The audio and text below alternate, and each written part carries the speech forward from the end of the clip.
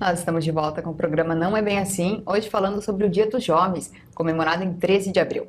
Nesse segundo bloco eu recebo o psicólogo Márcio Hofmeister, que vai falar um pouco mais sobre o comportamento do jovem. Márcio, obrigada pela presença aqui no programa, por ter aceito o convite e falar um pouco dessa fase aí tão complexa na vida de uma pessoa, né? Muito obrigada. Bom, nessa questão do jovem, né? O que é característico assim, em termos de comportamento? Bom, esse período de adolescência, ele sem dúvida se caracteriza por algo que é muito maior que qualquer coisa, que é a fase da transformação, né?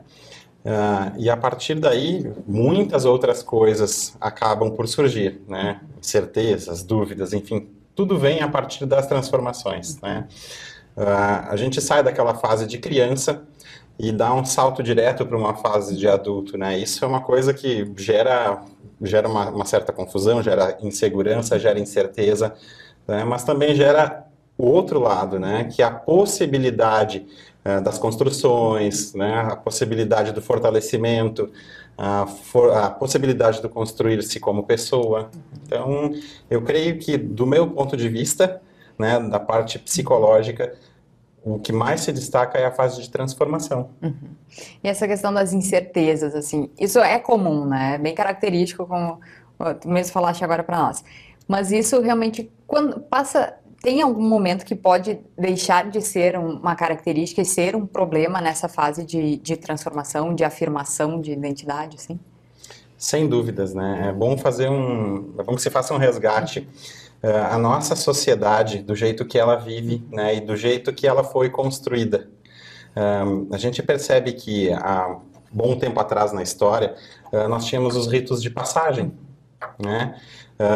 Psicologicamente eram momentos de fortalecimento, né? Se a gente pensa numa tribo indígena, né, onde o jovem era arrancado do lar, né, arrancado, largado na mata, com uma série de tarefas para fazer, os mais velhos faziam aquela parte de assustar, dar susto, representar que eram monstros, né? Então o jovem ia passando por essas dificuldades, ia passando por um amadurecimento. A nossa sociedade, né, há um tempo atrás, os ritos de passagem, os bailes, né, uns 15 anos. Hoje, infelizmente, a gente perdeu muito disso, né? E o que sobra, né? Como fazer essa transição? Como essa transição vai ser feita? Fica a cargo de cada um, né? É um caminho solitário. Alguns têm pessoas que ajudem, outros, infelizmente, não têm. Então, se a gente pensa nessa fase de o que pode gerar, né, o que pode, aonde podem ocorrer falhas no processo, de onde vem insegurança, muito eu acredito que venha disso. Né? Nós perdemos os ritos de passagem, né? Nós perdemos esse período de transição, pulamos direto da fase da criança para a fase do adulto, que são universos totalmente diferentes. Hoje no Estatuto da Juventude é definido como jovem a pessoa de 15 a 29 anos, né? Mas a adolescência, pré-adolescência inicia muito antes disso, né? Talvez vai um pouco ao encontro dessa tua fala também, né? Desse rito de passagem, assim, que acontece antes, na verdade, também, né? Concorda um pouco com isso, assim, que é antes que, na verdade, a sociedade entra um pouco nessa adolescência, nessa juventude? Aproveitando o nome do programa, não é bem assim, né? Eu creio que quando a gente fala de ser humano, a gente fala da pessoa humana, não tem como, né, a gente determinar, começa aos 15, termina aos 18, termina aos 29, tem pessoas que isso nunca termina, né? Tanto o termo, né, o puer aeternus, né, a síndrome de Peter Pan. Tem pessoas que nunca conseguem passar por esse processo. Então, é complicado definir um momento, né? Cada um tem o seu, né? Ele pode ser destacado ou não, pode ser aceito ou não, pode ser enfrentado ou não. Isso pode ser um problema em termos psicológicos mesmo, passar por não aceitar essa transformação, essa mudança, assim, de que maneira isso pode realmente não ser positivo, assim. É certo que quando a gente pensa no aspecto negativo, fica muito fácil de a gente colocar isso socialmente e ver a quantidade de problemas que isso pode ocorrer, né? Um jovem que é alienado à sociedade, né? Que entra em brigas enquanto deveria entrar, de certa forma, em batalhas por um mundo melhor, né? Quando se perde em mundos como o submundo do crime, da droga, né? todas são consequências, de novo, né, de um período não bem passado, né, de uma etapa não cumprida. Tem algum modelo ideal, assim, tipo, para realmente passar por essa etapa, assim, de forma mais positiva, mais completa, digamos assim? Eu creio que modelo não exista, né? Agora, a psicologia analítica, ela propõe uma questão interessante. A psicologia analítica, ela trabalha com arquétipos, né?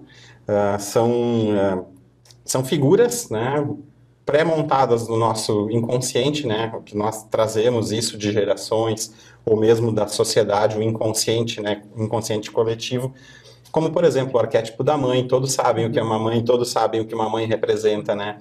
E um dos arquétipos que a psicologia analítica propõe, que toda criança deva passar para entrar na fase adulta, é o arquétipo do herói. Né? O arquétipo do herói é o quê? É vencer as dificuldades, né? É interessante lembrar e pensar que a grande tarefa, a grande missão do herói não está lá naquele ponto onde o herói vai e derrota o dragão com a espada, né? Mas está muito antes, quando ele enfrenta os seus medos, reconhece a sua missão e resolve pegar aquela espada. Então, assim, a psicologia analítica, ela também traz isso. Dificuldades de aceitar o lugar de onde se vem, questões financeiras, lutar por um trabalho, pelo estudo, pela evolução pessoal. Isso tudo precisa de um grande ato de heroísmo, né? Que quando não enfrentado, fica-se eternamente na fase criança, né? É a fase Peter Pan. Então, não é assim um modelo ideal a ser seguido, até porque o próprio arquétipo, ele exige que cada um percorra o seu caminho, cada um faça as suas descobertas, né? É um mito pessoal, né, a ser enfrentado. E essas questões enfrentadas na juventude implicam também na fase adulta, né? Tanto ter passado por um momento positivo ou não, vai gerar algum resultado também na fase adulta, né? Com certeza. Pessoas bem resolvidas, né? Pessoas que acreditam em um futuro, lutam por uma sociedade mais justa, né? Ou simplesmente aquela pessoa que só pensa em si, né? Seria o oposto, né? Que não tem escrúpulos algum, né? Pode sacanear qualquer um à sua volta.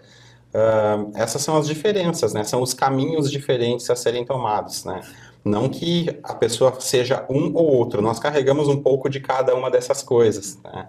Agora, o quanto nós podemos reconhecer isto, né? O quanto nós podemos fazer disso consciente, um processo consciente.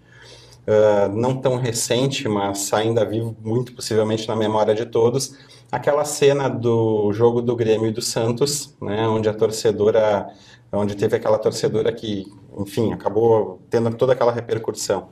Eu lembro que eu assisti aquele jogo, transmitido por um canal fechado, e há bastante tempo já eles mostravam aquela cena. Conforme as outras emissoras foram mostrando, eles foram editando a imagem e a imagem foi encurtando.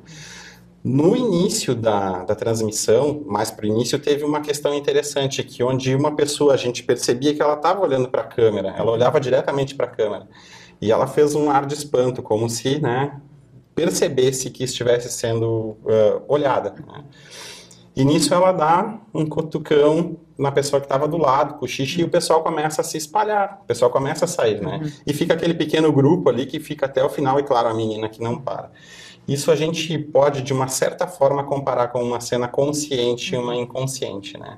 Todos estavam ali, não estou julgando o aspecto de quem era certo, de quem era errado, o que era correto, o que era incorreto, mas de que em algum momento alguém teve um flash de consciência, né? E alguns não conseguiram nunca atingir aquele momento de consciência e ficaram tomados pela inconsciência do momento, do jogo, da emoção. Então, isso tudo também faz parte. Esse processo do herói, ele passa por reconhecer as coisas conscientemente. Quem sou, a sociedade onde vivo, o que eu quero, para onde eu vou, né, de onde vim, para que se tenha um desenho, uma linha ao longo do tempo, né, para que não se perca a referência. Tem, no comparativo de gerações, digamos assim, tem alguma diferença já na questão do comportamento do jovem de uma geração passada para o comportamento do jovem da atual geração? Eu creio que sim, e muito em função da sociedade, né?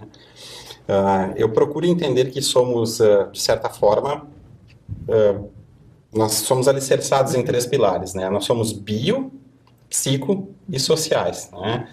O bio, aquela carga genética que vem e que, né, ela não nos é dada, não há o que fazer, né? Somos frutos do social, né, do meio onde vivemos, da família onde estamos, do trabalho que temos, da profissão que escolhemos, né? Mas também somos psico, né? Aquilo que nós decidimos fazer com tudo isso, né? Nós somos a soma, a subtração, a divisão, a multiplicação de tudo isso que nós escolhemos ou não fazer a partir disso. Então, uma das bases do tripé é a sociedade. E a sociedade tem se transformado muito, né? Então, com certeza, a gente olha através de fotos, a gente pega a geração, os propósitos, né, as lutas, né? A gente para pensar, sei lá, pensa em uma coisa simples, assim, como uma letra de uma canção, né? Ou as próprias bandas, né? A gente não tem, assim, mais tantas bandas de rock nacional famosas, né? Em que falam dessas questões como tínhamos há 20 anos atrás, né? O que aconteceu? Bem nessa questão dessa fase.